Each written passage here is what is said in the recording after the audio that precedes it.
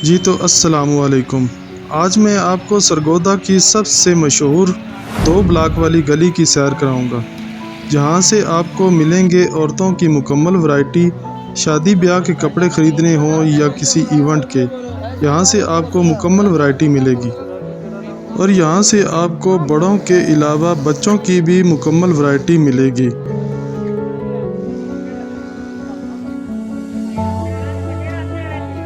इस गली में एक मशहूर बिल्ला कट पीस के नाम से एक दुकान है, जहां से आपको मर्दों की औरतों की मुकम्मल वैरायटी मिल जाएगी।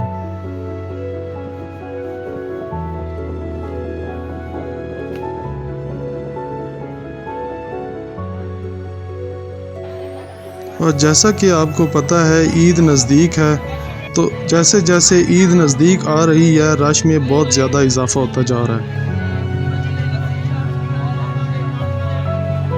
तो आइए आपको इस गली की मुकम्मल सैर करवाते हैं।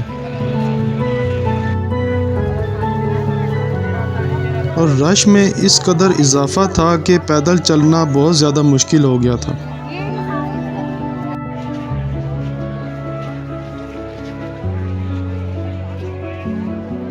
लेकिन आपके लिए मालूमाती वीडियो बनानी थी, तो इसलिए चैनल को सब्सक्राइब करें, लाइक करें और दोस्तों में लाजमी शेयर कर दें।